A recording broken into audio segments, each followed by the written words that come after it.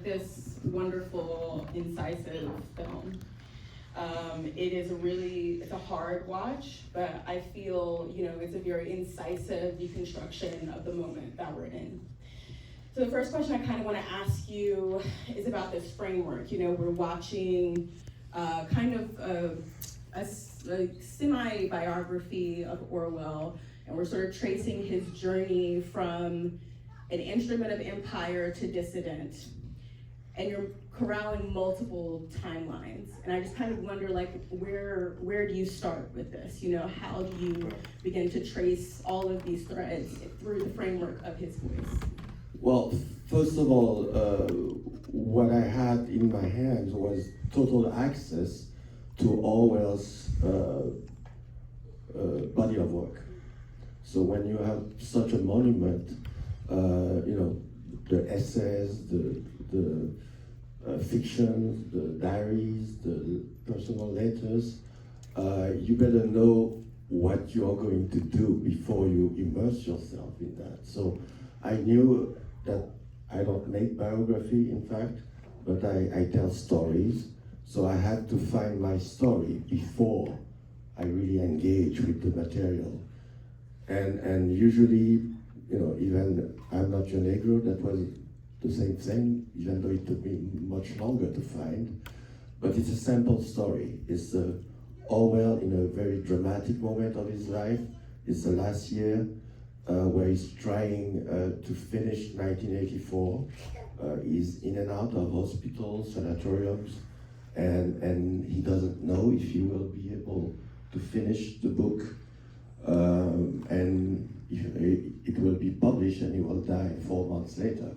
So I knew that was going to be the dramatic basis for this film. And I also had some station like India, Burma, Myanmar today, of course, the whole British environment and story and artists and etc. So I had those stations that would make different layers, different storyline in the film. But once you have that minimal story, it's easy for me. It gives me a freedom to revisit everything, to digress and go revisit the whole material that I needed for the story I wanted to tell. And it's interesting too that you talk about those parallels, right? It is very layered. We have a kind of visual and also strategic pattern of totalitarianism, and the goose stepping, the book burning.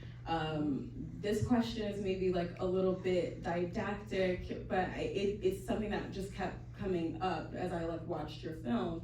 What keeps us stuck in these cycles? We have all of the material, we have the history. How is it that we keep arriving or returning, I guess, to this moment?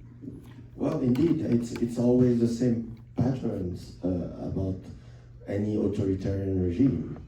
I come from Haiti. I grew up in dictatorship, and when my family went to Congo, it was also the same with the Mobutu dictatorship. So the patterns are always the same, and even today, what we are, going through in the United States, where we would never have thought that we would go so low, where people usually thought the US democracy is the strongest in the world.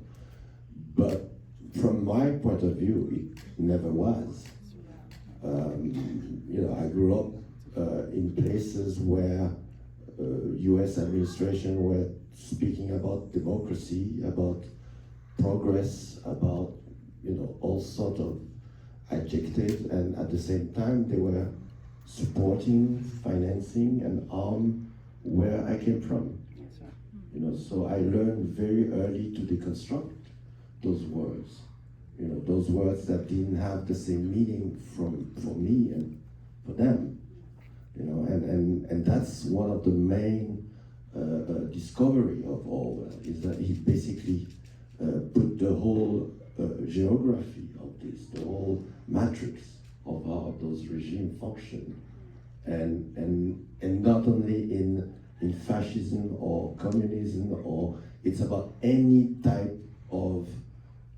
organization, of social organization, can have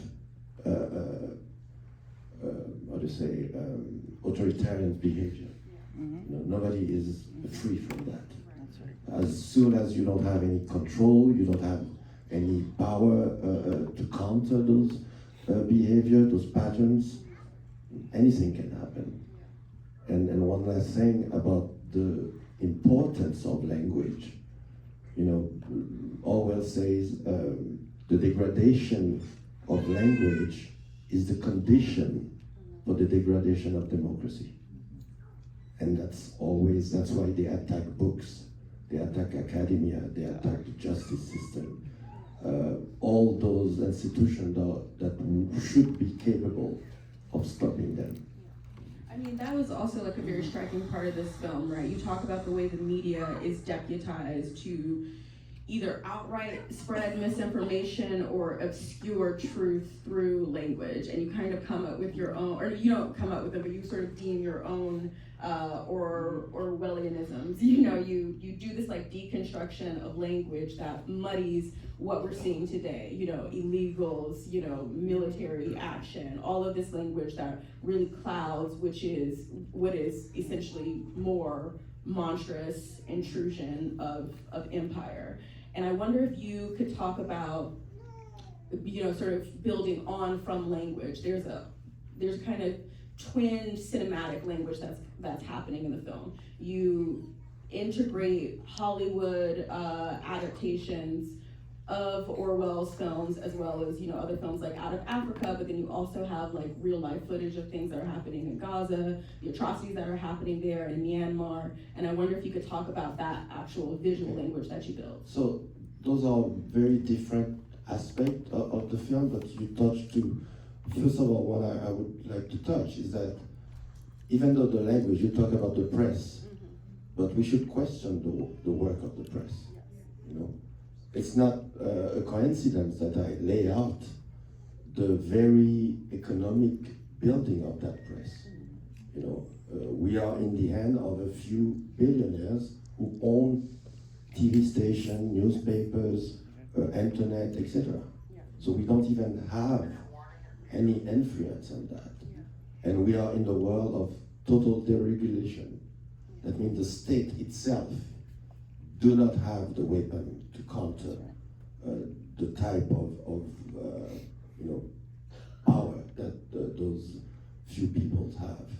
So it's an addition, a structural organization that make the defense of that almost impossible if, as Orwell say, if the civil society doesn't really find its own solution against that. But we are far, behind, of keeping that in check. We are losing every day the battle, and every battle, daily battle, we lose, the harder it is. And so about the layers in the film, it's of course it's Orwell, so I have also to deal with his environment, with the station of his life, and also the people who accompany his work, his environment. So I knew from the beginning that I would revisit a whole generation of English filmmakers. I know that I would use the same way I knew I was going to use certain music, certain films, etc. So, but it's a work that comes layers after layers. I don't just sit down and write the film. It's I started editing very early on with 10 pages of text, and then an archive that we have already, a small package of that, and then we try stuff, and then the story developed as we go, and then we discover the layers as we go as well. So it's a long process. I want to briefly ask about Damian Lewis, who I think is a kind of a bit of an inspired choice. I think probably most people recognize him as he was in Homeland for however many years. But he himself also has a lot of parallels with Orwell. I think he has like military and aristocratic background. He went to Eton College, and more importantly, like Eton as well. Yes, yeah. He has an incredible, powerful voice, and so I wondered if this was something you already knew you wanted him, or like what went into the casting process.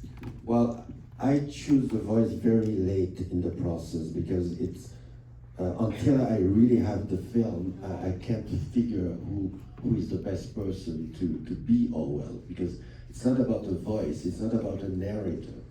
Journalists sometimes they talk about a narrator. He's not a narrator.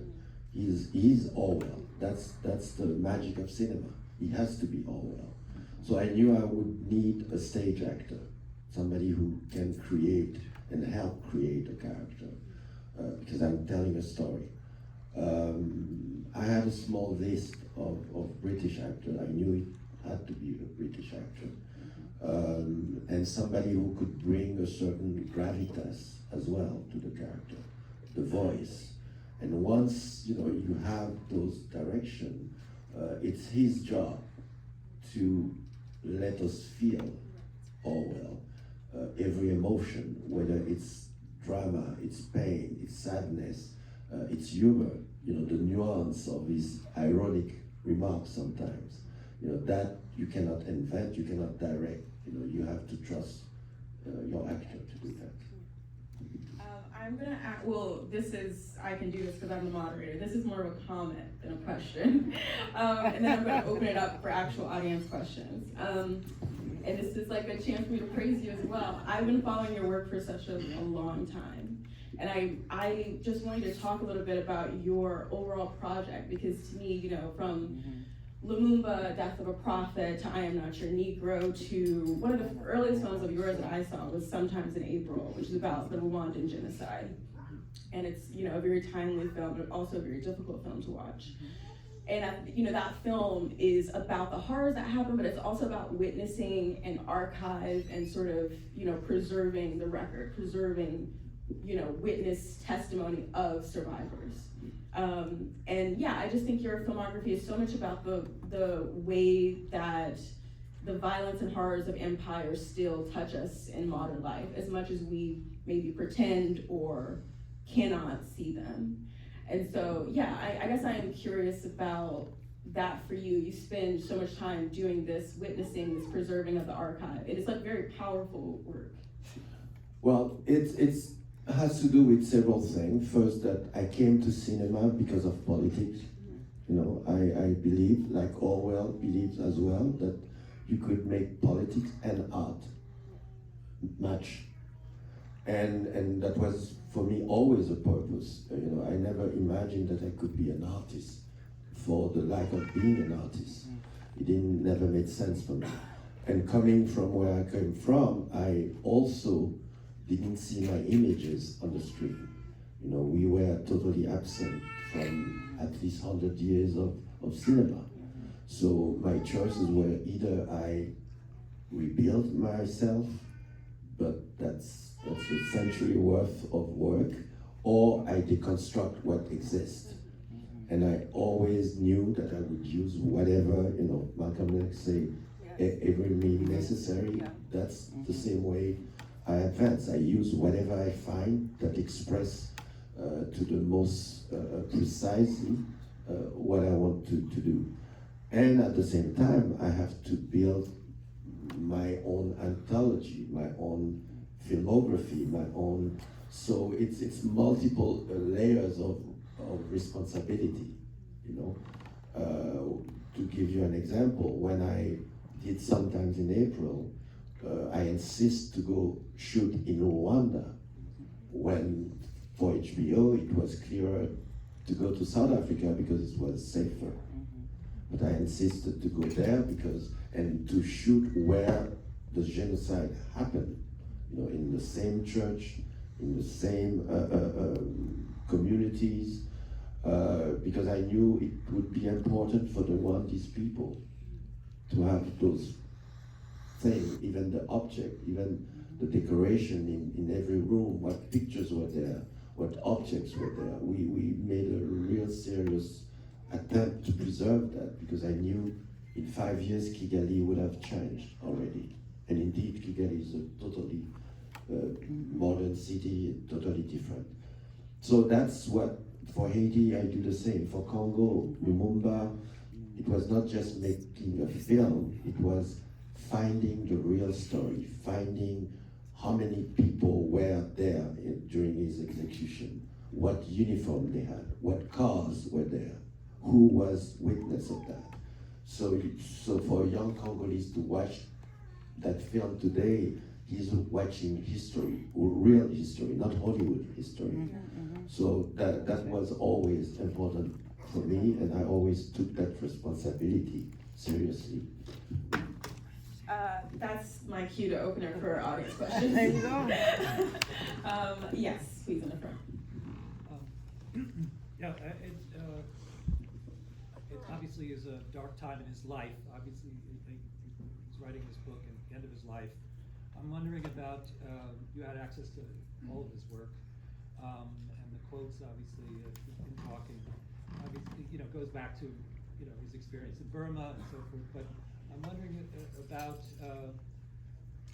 how much you think that, based on what your studies were, this very dark vision of humanity, you could say he has certain strands of hope, like about his son, and some other things, like about the pearls and so forth. But how much was it affected by that point in his life, by being near death? And the other one thing I asked. Well, let's answer one question. Sorry, go ahead. So how can you translate? You need to put the microphone because we don't hear. Okay, can you repeat the question? Yes, you were asking basically about like you're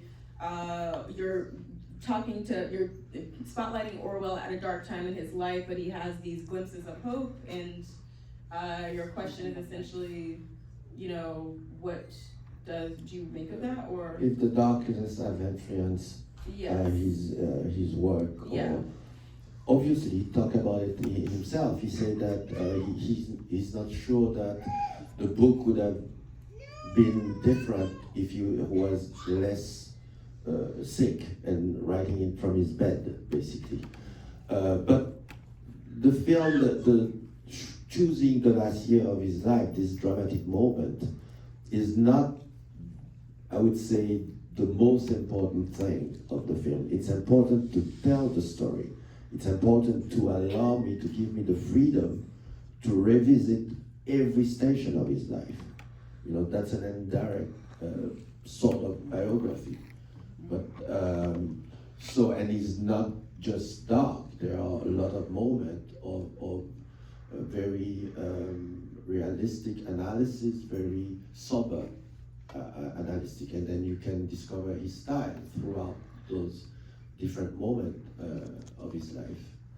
So I think I tried to bring back his humanity, his humor, his class analysis, and he's somebody who never felt that he belonged, even though he went to the best school, but refused to go to Cambridge and Oxford, and preferred as a 19-year-old to go to Burma, and that was a shock for him and his first, he wrote a few essays about that, and that was a very dark time for him.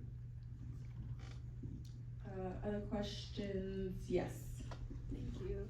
First of all, thank you so much for such a timely documentary. I teach authoritarian systems at university, and I would love the film to make part of my syllabus next year. But my question is completely different. It's about narrating the documentary. Damien Lewis is my favorite actor, and I think he's the perfect choice. I'm just curious how he did this. Like, the images and the voice are completely separate, and then you combine them. He sits somewhere and feels like Orwell and narrates, or he sees some of the images. No, it's very simple. In fact, I sent him the text as well, because he was in London, I was in Paris, so we would go over the text by phone. But when you are an actor of his caliber, and you have made theater. You have been a great theater, a Shakespearean actor, Ian.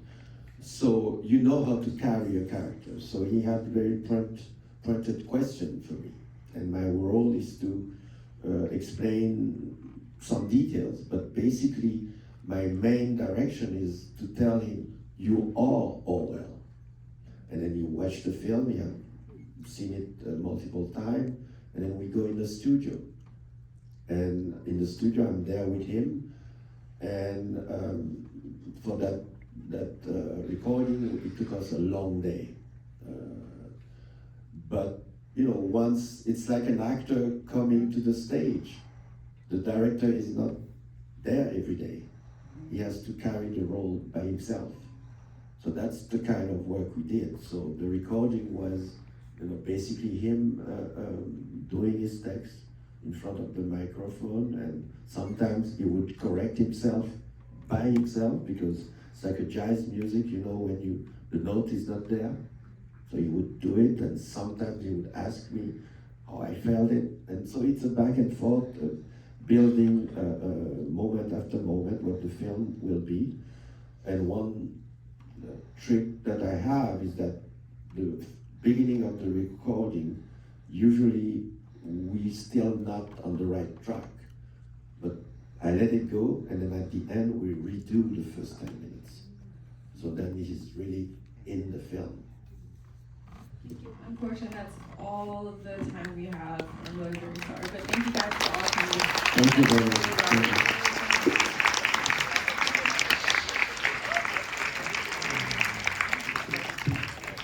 Ladies and gentlemen.